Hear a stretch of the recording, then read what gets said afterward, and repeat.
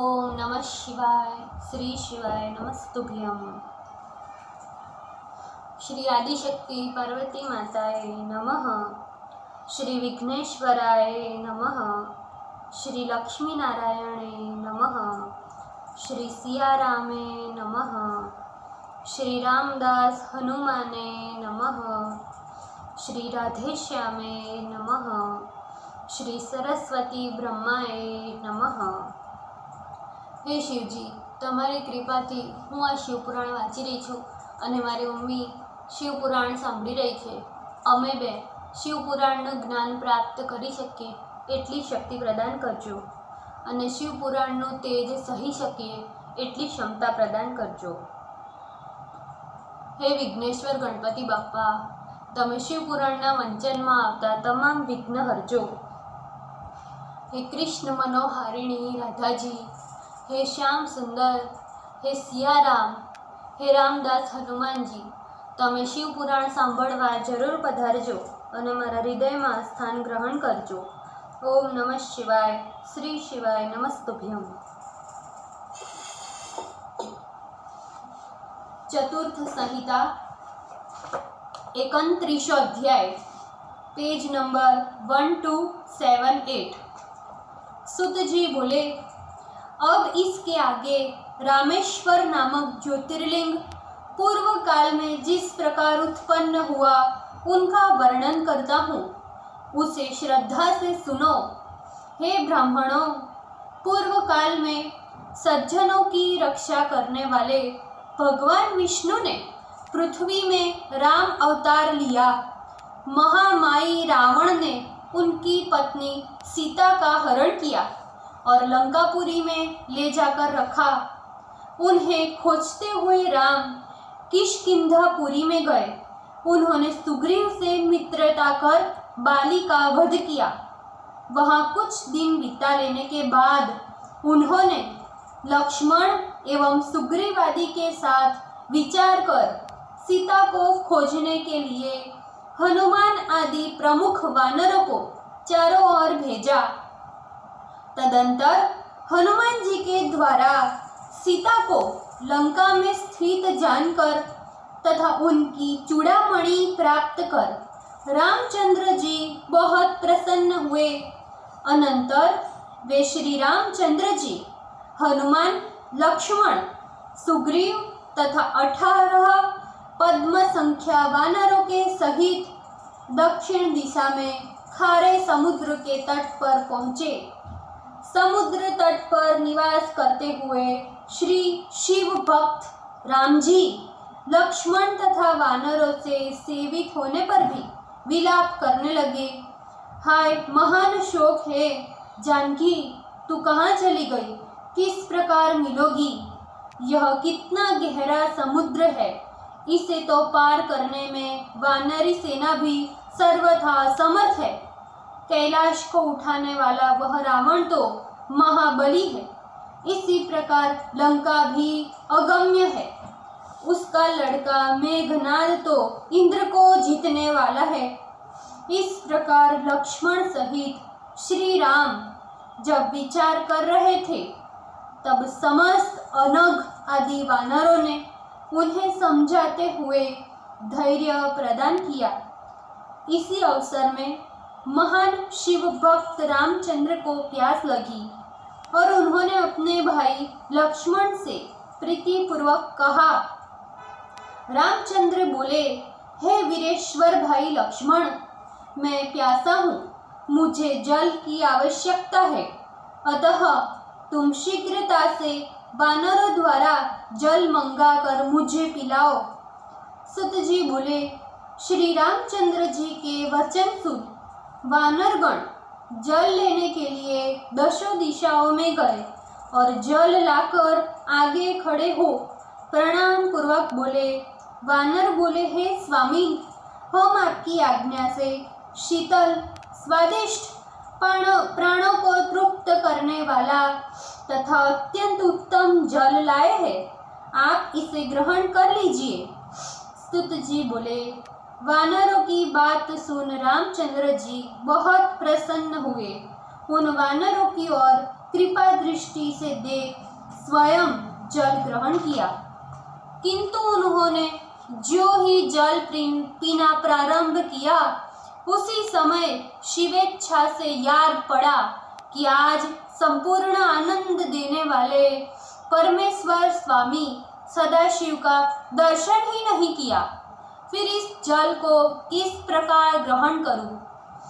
ऐसा कह रामचंद्र जी ने उस जल को पी लिया। पश्चात पार्थिव पूजा की। उन्होंने शास्त्रीय रीति के अनुसार षोडशोपचारों से शिव का पूजन किया, फिर प्रणिपात पूर्वक दिव्य स्तोत्रों से उन्हें संतुष्ट कर प्रीति पूर्वक भक्ति से प्रार्थना करने लगे। राम जी बोले, हे स्वामी शंभु, हे महादेव, हे भक्त वत्सल, शरण में आए हुए मुझ दीन भक्त की रक्षा करे। हे संसार रूपी समुद्र से पार उतारने वाले प्रभु, इस समुद्र का जल अनाद है और महापराक्रमी रावण बड़ा बलवान राक्षस है। मेरे पास युद्ध का साधन केवल ये वानरों की सेना ही है, जो बड़ी ही चंचल है। अतः अपना अभीष्ट प्राप्त करने के लिए मेरे कार्य की सिद्धि अब किस प्रकार होगी? हे प्रभु, मेरे इस कार्य में आप सहायक बने। आपकी सहायता के बिना मेरा कार्य होना कदापि संभव नहीं है। किंतु मेरा शत्रु यह रावण आपका परम भक्त है और आपका वर प्राप्त कर त्रैलोक्य के सभी लोगों से अजेय है। हे प्रभु, मैं आपका दास हूँ और सर्वथा आपके अधीन हूँ। ऐसा विचार कर आप मेरा पक्षपात करें। सुत जी बोले, इस प्रकार श्री रामचंद्र जी ने शिव जी से प्रार्थना कर उन्हें बारंबार नमस्कार किया और हे शंकर, आपकी जय हो, आपकी जय हो, ऐसा उच्चारण किया। इस प्रकार स्तुति कर मंत्र जप पूर्वक शिव का ध्यान करते हुए श्री राम जी ने शिव जी की पुनः पूजा कर उनके आगे नृत्य भी किया। फिर प्रेमार्ध हृदय होकर ज्यों ही गाल बजाने लगे, तभी भगवान शंकर प्रसन्न हो गए। वे शास्त्रोक्त अपने अंगों एवं परिवार सहित अत्यंत निर्मल एवं ज्योति ही स्वरूप में श्री राम के सामने प्रकट हो गए। फिर श्री राम की भक्ति से संतुष्ट हो महेश्वर बोले, हे राम, तुम्हारा कल्याण हो, मुझसे वर मांगो। उस समय उनके स्वरूप दर्शन से सभी लोग प्रसन्न हो गए।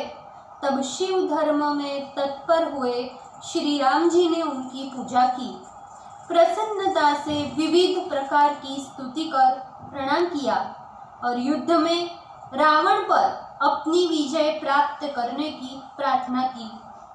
फिर राम भक्ति से प्रसन्न हुए महेश्वर ने रामचंद्र से कहा, हे महाराज, तुम्हारी विजय हो।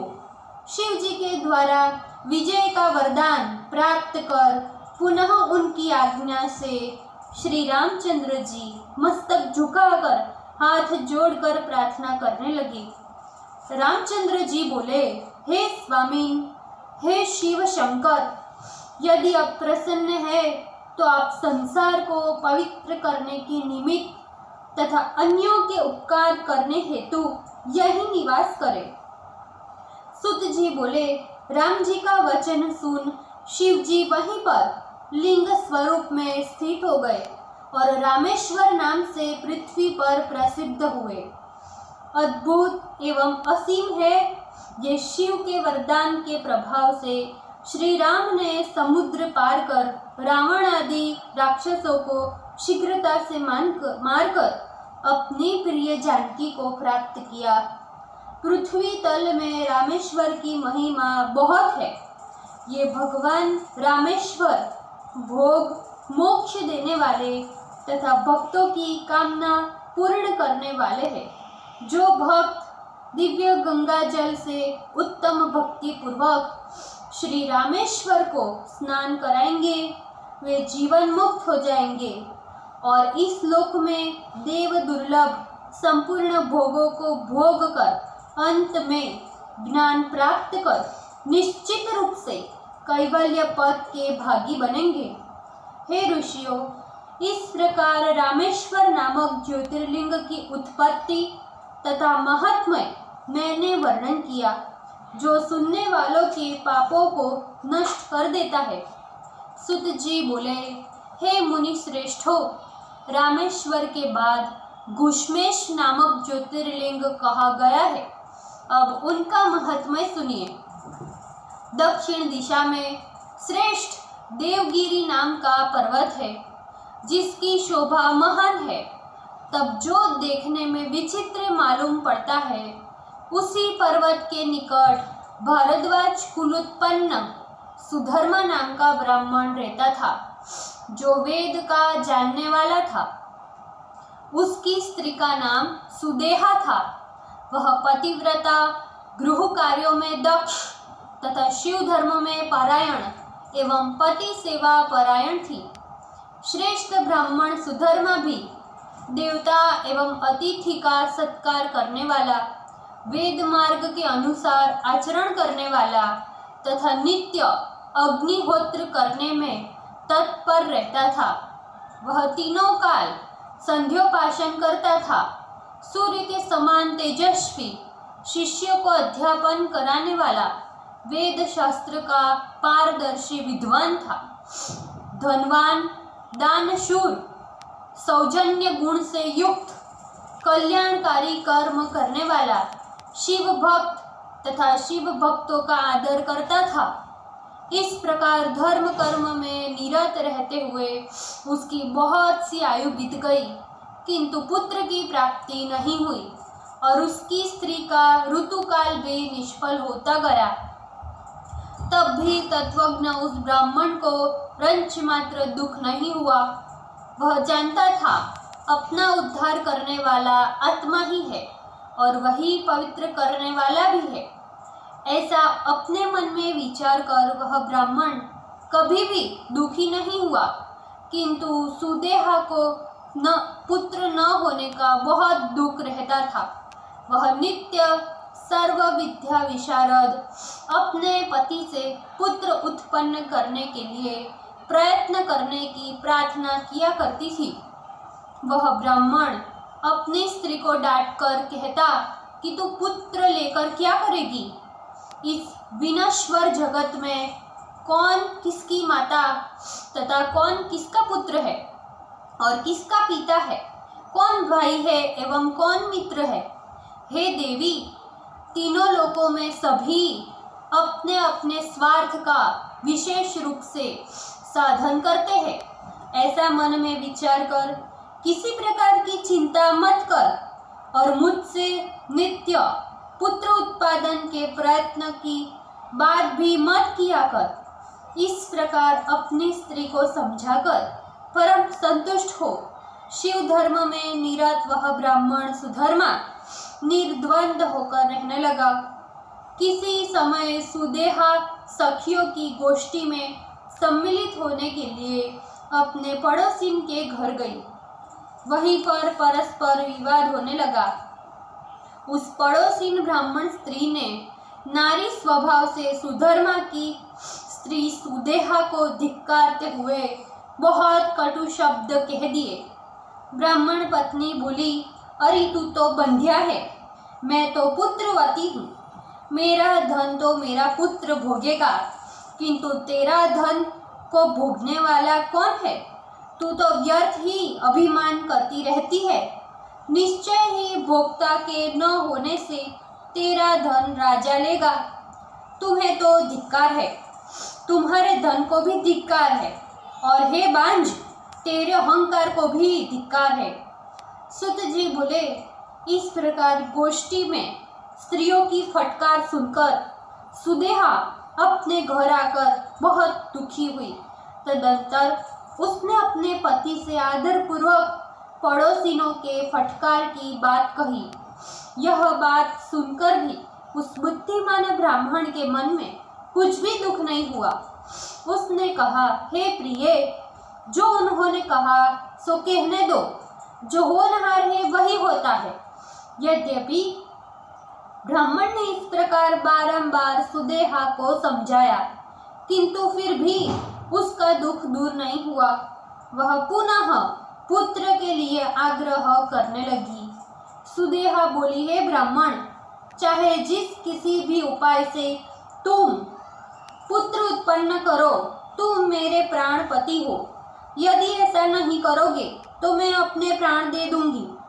सूत जी बोले, अपनी स्त्री के इस प्रकार के वचन को सुन उसका आग्रह देख सुधर्मा व्याकुल हो गया। शिव जी के स्मरण करने लगा।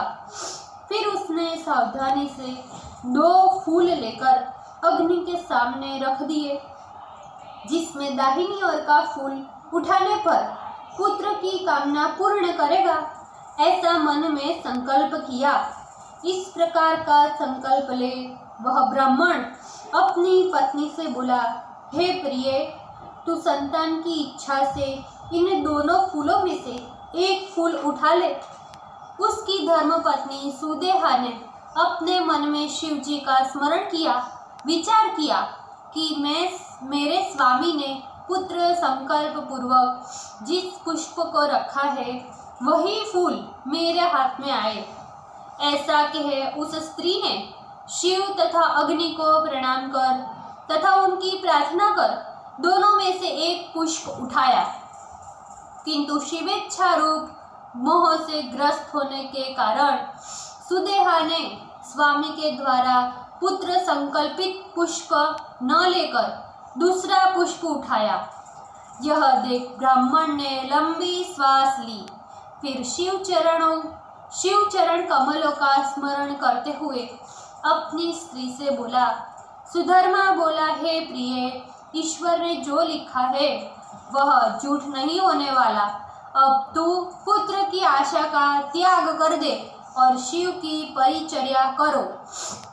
इतना कह उस ब्राह्मण ने स्वयं भी पुत्र की आशा का त्याग कर दिया और शिव ध्यान परायण हो धर्म कार्य में प्रवृत्त हो गया। किंतु इतना होने पर भी सुदेहा ने पुत्र का आग्रह नहीं छोड़ा। वह माथा नवाए हाथ जोड़ अपने पति से प्रसन्नता पूर्वक बोली। सुदेहा बोली, हे स्वामी, मुझ में पुत्र उत्पन्न नहीं होगा तो तुम मेरी आज्ञा से दूसरा विवाह करो। उस स्त्री में तुम्हें निश्चय ही पुत्र होगा, इसमें संशय नहीं। सुत जी बोले, अपनी स्त्री द्वारा इस प्रकार प्रार्थना किए जाने पर शिव धर्म तत्पर उस ब्राह्मण ने कहा।